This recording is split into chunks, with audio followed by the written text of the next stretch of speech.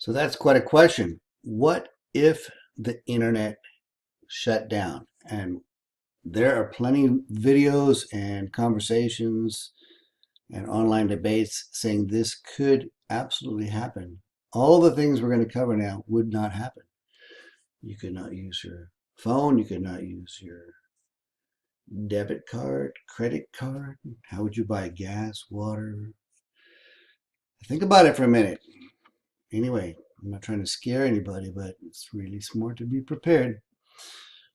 So some other things that require the internet. Internet telephony, that's the things like Skype, what's that, Telegram, all the people that use the internet for their phone calls. This has changed the way the world works. Again, everybody used to have to pay AT&T or somebody a lot of money actually to send messages over the internet. I mean, to make phone calls. Now we do it over the phone. We use the phone over the internet. Sometimes the call quality is marginal. I absolutely know that that's true. But there's a lot of advantages, and one of the biggest ones is absolutely free. I used to sit literally with my feet in the sand halfway down Mexico taking business calls, and people had no idea where I was. I kept a 619 phone number, forwarded it to myself on a 5-month vacation, and it works just great. So internet telephony, tourism and travel, as you all know. There's so many websites where you can travel the world from your seat and let alone get Priceline and hotels.com, Google Flights, all that.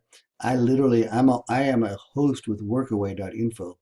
It's truly an awesome site. Literally today I have a French couple here. They're making crepes for dinner. They're painting one of our barns, and so they get free accommodation and food and good wines. Um, if you want to see the world for a good price, take a look at workaway.info. Changing the way the world works. Higher education, like what you guys are doing right now. People are all over the world going to school online, and it's great for professional certificates and things like that. I don't think it's the best way for all education at all, but it's an option. Buying real estate. We used to drive all over town to look at places. Now you start by going to Zillow or Redfin or some of these other ones. It's amazing what's available. You can look for getting your loans. You can tour the neighborhood by using Google Earth. Incredible. You can get on a list. So as soon as a house gets listed, in a lot of ways, you don't need the agents like we used to. Finding jobs. My son just left the house about 15 minutes ago to go off to a job interview. And of course, it was all done over the internet. So Indeed.com, Glassdoor, and there's so much more than just applying for jobs. You can see salary calculators, what jobs are projected to be in demand, what job fairs are coming. There's tests you can take online. And then banks, of course, and loans and retirement accounts, all this kind of stuff. Looking at any transaction you've had over the last long amount of time. So it's just amazing what's happening. Distributing software. We used to go to software stores. Now you just download it. Spotify, entertainment, videos, of course. Healthcare, everything you can imagine. Telemedicine. This is crazy. Literally, a doctor could be sitting, for example, in America or Switzerland or Tasmania, it doesn't matter. The patient could be anywhere else around the world as long as there's good cameras, good data communication. There's an example of a doctor using a robotic hands where what he touches controls a robot over in another part of the world.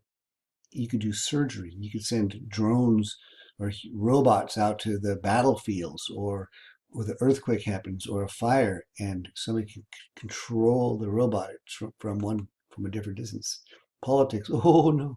I had to put this in there. But yeah, you know, it can be used for a lot of good. Announcing platforms, voting records. Seriously, in terms of voting, truly think about this. We can all read and write and vote. Do we really need Congress? Congress was set up to send the voice of the people into Washington, D.C. because we didn't have things like this back in 1776. So in today's world, do we really need Congress? Maybe if all the things Congress voted on were just voted on by us. Could it happen? Absolutely, it could happen. Intranets, that's simply using the tools that are used on the internet, but used within an organization. Like Walmart or Qualcomm or the Navy may have internet kind of tools, HTML and websites and all that, but just for internal usages for their own employees. Example, on a military ship, all the stuff that they need to know on that ship is available, but nobody who's not on the ship, anybody who's not on the ship doesn't get access to it. That's an intranet. In of a Again, there's so many reasons why someone would want to have everything about the company available to the people in the company, but nobody else. So an extranet is more like if Walmart or a Navy base let certain outside vendors have access to this as well. So maybe some customers and some vendors really good for transferring money and messages and things like that. That's an extranet. Intranets and extranets use internet type of tools. Trends. So when the web started, this is what's amazing. When the web started, it was only designed to be like billboards of information. And then in Web 2.0, we started getting things like video and audio and interactivity. Your mouse would scroll and bubbles would follow it.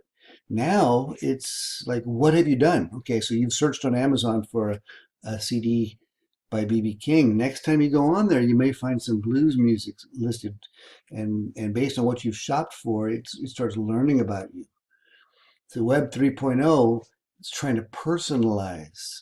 Maybe it's time to set your home air conditioning in your car, but it'll see that, oh, last time you were in the car, you set it to this temperature.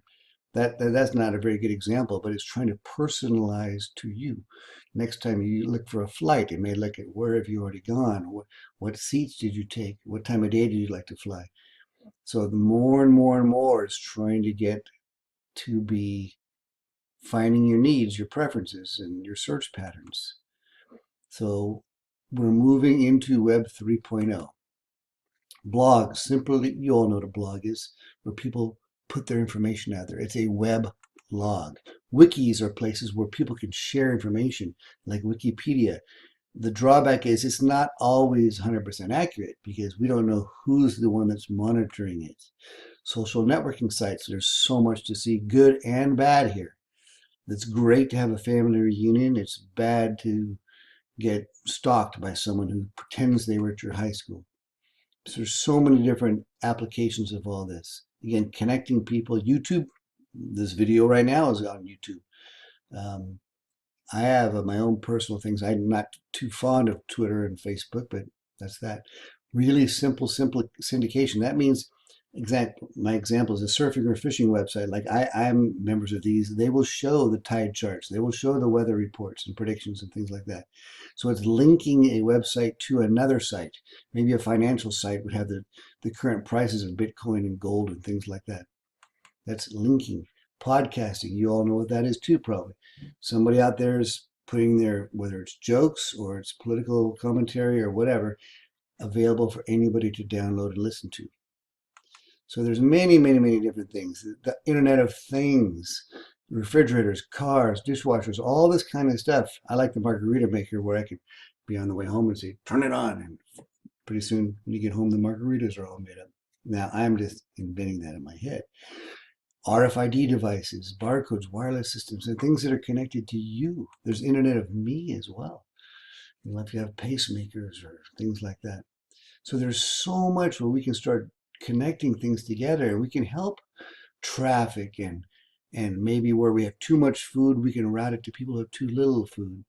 Too much rain here, hopefully they can start sending it to San Diego. So there's a lot of things we can do by connecting the world. I have too much of this inventory, they have too little. Maybe I can figure out a way of selling it. Industrial Internet of Things. So I need a certain amount of steering wheels to build my cars. Maybe I'm running low, but I see that my competitor has too many steering wheels. So maybe I can get them from them. There's just so many ways I can connect the different inventory flow of the world. Smart homes with the, where you're speaking to your Google Assistant, your Echo, turn the thermometer up or down, or the Ring phones, ring on the doorbell. So somebody shows up and you could be anywhere and say, hello, I'll be there in 5 minutes. Oh, just leave it at the door. And you're really in London or somewhere like that. So in summary, the internet is a network of networks. There's lots of tools. You should know what a search engine is. You should know what a browser is. You should know the basics of what is email, news groups, instant messaging, internet telephony. and some of the major benefits of web applications and using the internet. Intranets, again, using internet rules and goals and tools, but for internal purposes. Kind of the same for extranets. So these are some of the things, kind of a summary of Chapter 7. I hope you enjoy reading the chapter, and don't hesitate to ask with any questions you might have.